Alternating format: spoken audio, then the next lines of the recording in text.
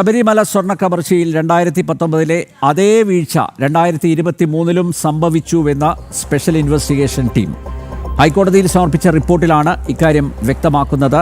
കേസെടുക്കുന്ന കാര്യത്തിൽ കോടതിക്ക് തീരുമാനിക്കാമെന്നും SIT കോടതിയെ അറിയിച്ചു. ജനം ബ്രേക്കിംഗ്. മുൻ Thiruvithamkoor Devaswom board president PS പ്രശാന്തിനെ കൂടുതൽ കുരുക്കിലാക്കുന്നതാണ് SIT ഹൈക്കോടതിയിൽ നൽകിയ റിപ്പോർട്ട്.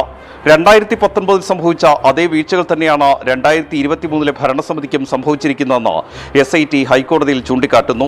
2024 സ്മാർട്ട് ക്രിയേഷൻസിന്റെ കത്ത് പരിഗണിച്ച 2025 ഉണ്ണികൃഷ്ണൻ പോറ്റിയുടെ കൈവശം സ്വർണ്ണപ്പാളികൾ വീണ്ടും കൊടുത്തുവിടുന്നത്. 2019 അറ്റകുറ്റപ്പണികൾക്ക് ശേഷം സ്വർണത്തിന്റെ തിളക്കം കുറയുന്നതായുള്ള വിവരങ്ങൾ ലഭിച്ചിട്ടും 2021 ഭരണസമിതി ഇത് പരിഗണിച്ചില്ല. മുൻപ് വിജയമല്യ സ്വർണം പതിഞ്ഞ പാളികൾക്ക് എങ്ങനെ തിളക്കം കുറഞ്ഞു എന്നുപോലും പരിശോധന നടത്താതെയാണ് വീണ്ടും കൊടുത്തുവിട്ടത്. മാത്രമല്ല, ഇക്കാര്യം ശബരിമല സ്പെഷ്യൽ കമ്മീഷണറെ അറിയിക്കാത്തതും ദുരൂഹമാണ്.